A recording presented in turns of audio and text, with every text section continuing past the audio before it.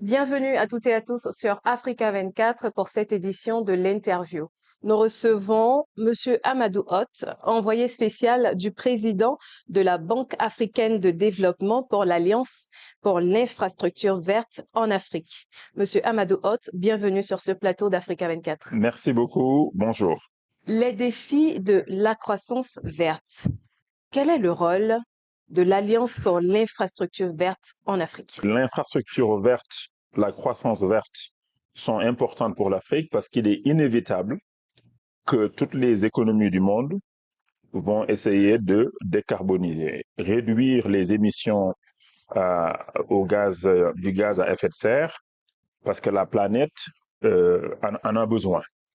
Et pour cela, l'Afrique aussi doit promouvoir davantage une économie verte. Et pour avoir une économie verte, il faut des infrastructures vertes et se positionner déjà et ne pas se laisser dépasser par les autres régions du monde qui font déjà beaucoup d'efforts.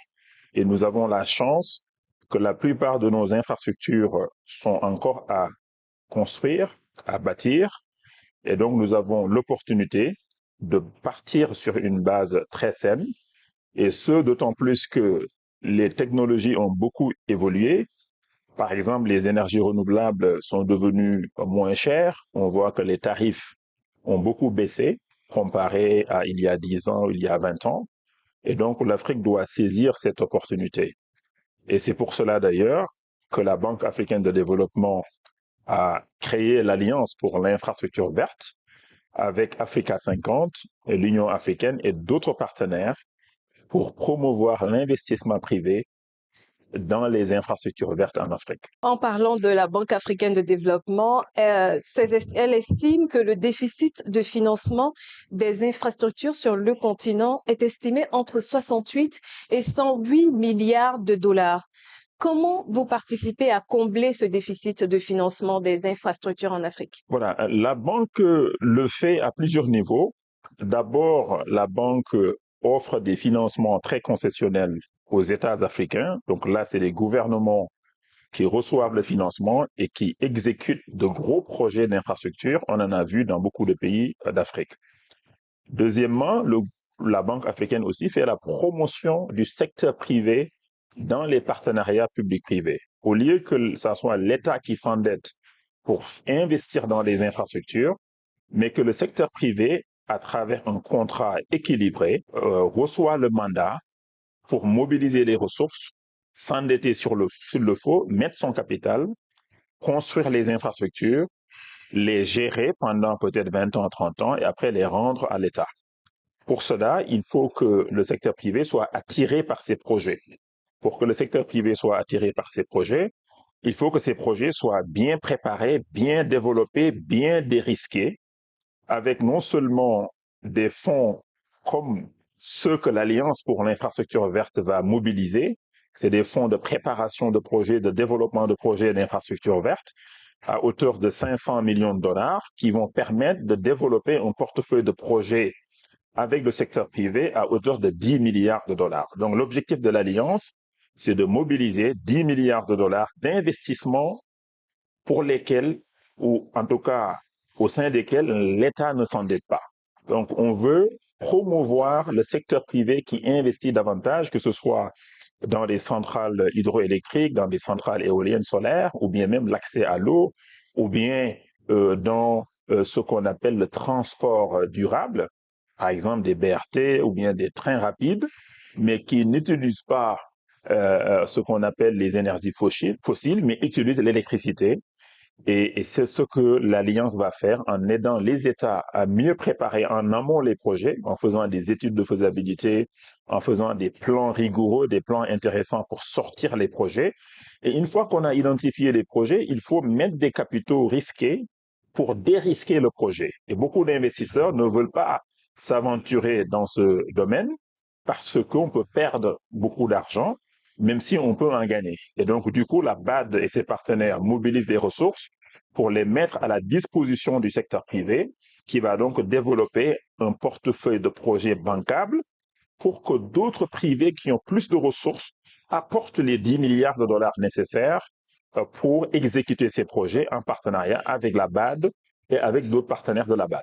L'agenda 2063 de l'Union africaine vise à accélérer l'industrialisation de l'Afrique dans le but d'accroître la part du continent dans la valeur ajoutée manufacturière mondiale d'environ 1,5% actuellement. Absolument. Par quels moyens accélérer l'industrialisation du continent selon vous? Premièrement, moi je pense que au niveau des États, il y a un rôle extrêmement important pour favoriser l'investissement privé, que ce soit pour avoir des cadres incitatifs, des cadres clairs, des cadres de partenariat public-privé aussi qui sont très clairs, comme l'ont fait certains pays en faisant des réformes, mais aussi, surtout, en mettant à la disposition donc des investisseurs des portefeuilles de projets qui sont potentiellement bancables.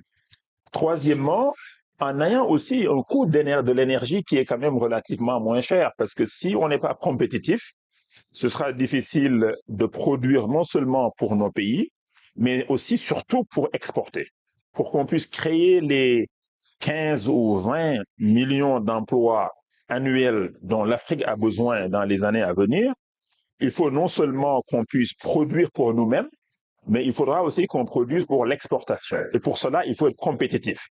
Et pour être compétitif, il faut avoir des capitaux compétitifs, il faut avoir de la main-d'œuvre compétitive, il faut avoir accès à la technologie de manière compétitive, mais aussi avoir d'autres facteurs de production, comme je l'ai dit, tels que l'électricité, qui sont des facteurs en fait compétitifs. Et au-delà de ça, il faut qu'on travaille aussi avec le secteur privé local aussi.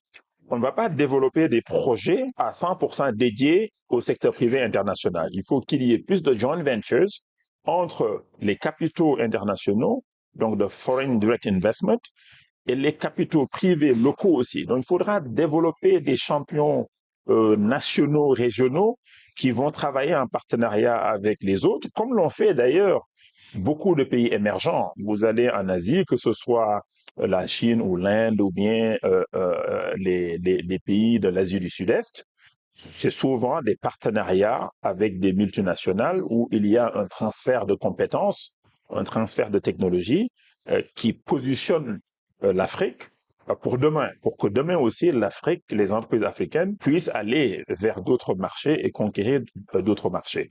Il faut s'ouvrir, mais il faut aussi que les partenariats soient des partenariats win-win. Ce qui est important, c'est que l'emploi, pour moi, à la fin de la journée, soit créé localement sur le continent. C'est le défi majeur du continent. Alors, merci. L'Africa Investment Forum est reconnu comme le premier marché de l'investissement en Afrique.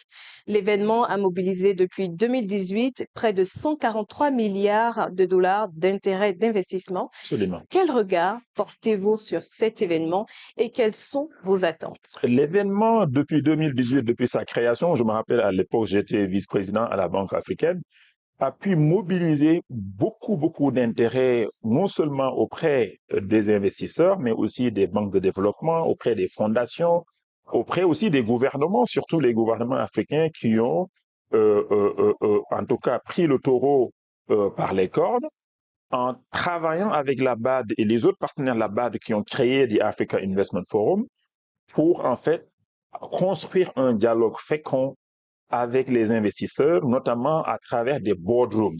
Pour la première fois dans le monde, je dis, on voit un forum d'investissement où les gens ne viennent pas seulement participer à des panels ou bien écouter des discours ou bien faire juste des réunions bilatérales, ce qu'on appelle les B2B, mais pour la première fois, on a ce qu'on appelle les boardrooms. Donc, c'est des salles comme des salles de conseil d'administration où on a vu dans le passé des chefs d'État venir avec leurs ministres, échanger avec des investisseurs crédibles qui sont intéressés par des projets dans leur pays pour faire avancer ces projets. Et ça, c'est une innovation et on a vu que ça a été un facteur majeur pour attirer non seulement les investisseurs, mais aussi attirer nos États pour venir sur cette plateforme. Donc, Africa Investment Forum, c'est une plateforme pour promouvoir l'investissement à travers un dialogue concret entre les porteurs de projets, qui peuvent être le privé africain ou le secteur public africain, avec les investisseurs privés africains ou internationaux. Ce qu'il faut maintenant, c'est ce que l'Alliance d'ailleurs essaie de faire dans le secteur des infrastructures vertes, C'est quand on a un intérêt pour un projet, il faut après développer le projet, bien le préparer, bien le structurer pour que l'investissement se fasse. Donc, les projets identifiés au niveau de Africa Investment Forum peuvent être donc préparés, développés par les instruments comme ceux que l'Alliance propose, mais aussi les projets déjà développés peuvent trouver au niveau de la plateforme de Africa Investment Forum des investisseurs qui sont prêts à mettre leurs capitaux. Et c'est ça l'innovation. Et on espère qu'ici, à Marrakech, il y aura beaucoup d'intérêt et qu'aussi on fera des progrès sur le développement, la préparation et le financement de projets déjà identifiés. Qu'en est-il de la matérialisation de tous ces projets? Absolument, il y a déjà beaucoup d'intérêts et sur ces intérêts, on a déjà des projets où on a atteint ce qu'on appelle le financial close, où le financement est sécurisé, il est levé et même ce qu'on appelle le disbursement, donc les gens ont commencé à mettre de l'argent sur le terrain pour mettre en pratique et donc exécuter les investissements qui sont déjà identifiés. C'est ça le challenge. À partir de l'intérêt, aller jusqu'à l'inauguration. Comme le disait quelqu'un, from PowerPoint to power plant. Donc, à partir de la présentation PowerPoint d'un projet jusqu'à l'exécuter, c'est vraiment beaucoup de challenges. Et Africa Investment Forum et les instruments de la BAD et ses partenaires permettent donc de surmonter ce challenge. L'Africa Investment Forum vise à offrir des solutions efficaces aux investissements en cherchant à canaliser les capitaux vers des secteurs critiques conformément aux objectifs de développement durable de la Banque africaine de développement et de l'agenda 2063 de l'Union africaine. Comment ces objectifs peuvent-ils être atteints selon vous? Aujourd'hui, il faut reconnaître, partout dans le monde, les ODD, tous les pays pratiquement sont très en retard. Et l'un des problèmes fondamentaux, c'est vraiment la mobilisation des ressources. Les banques de développement ont des ressources, mais les ressources ne sont pas assez. C'est vraiment, comme on dit, drop in the ocean. C'est très, très faible par rapport aux besoins. L'Afrique a besoin annuellement, aujourd'hui, d'ici 2030, au moins 1,3 000 milliards de dollars, 1,3 trillion en fait de dollars. Et les banques de développement en fait vont contribuer, mais il faut qu'on les capitalise davantage. Il faut que les banques de développement aussi soient réformées. C'est ce qu'on est en train de faire globalement, une réforme des banques multilatérales de développement. Il faut que leur rôle puisse évoluer, que ce ne soit pas seulement des banques financeurs de projets, mais aussi que ces banques soient des arrangeurs de financement, comme le font les banques d'affaires, par exemple, dans le secteur privé. La BAD, par exemple, au lieu de mettre beaucoup d'argent dans un seul projet, mais que la BAD organise d'autres acteurs autour d'elle-même pour pouvoir donc financer un volume plus important, ou bien prendre des risques au départ et après transférer le risque vers le secteur privé. Et la BAD a innové sur ce point. L'autre point aussi, c'est qu'au lieu de renforcer les capitaux propres purs des banques de développement, comme essaie de le faire aujourd'hui la BAD, l'innovation, en faisant ce qu'on appelle du Tier 2 capital. C'est de l'argent que des investisseurs confient à la banque. Ce ne sont pas des capitaux propres, mais ce n'est pas non plus de la dette pure qui permettent à la banque aussi de prendre plus de risques. Parce que quand la banque prend plus de risques en finançant, par exemple, le secteur privé ou des États fragiles, par exemple, le rating de la banque peut être affecté. Mais en ayant des capitaux supplémentaires auprès de certains investisseurs, ce qu'on appelle le Tier 2 capital ou bien le hybrid capital, ça permet donc aux banques de prendre plus de risques. Et c'est l'occasion d'ailleurs de lancer un appel à tous les partenaires pour qu'on ait la réallocation des droits de tirage spéciaux vers les banques de développement qui pourront appliquer l'effet de levier. Si vous mettez $1 de droits de tirage à la BAD peut aller sur les marchés, lever $4 et prêter ses financements concessionnels aux pays africains et au secteur privé africain. C'est ça aussi la clé. Ce sont les quick wins, des réformes que nous essayons de faire globalement et en espérant donc que les partenaires vont suivre. Monsieur Amadou Hott, merci d'avoir été l'invité d'Africa 24. Merci pour votre invitation. Merci. Merci à toutes et à tous de nous avoir suivis.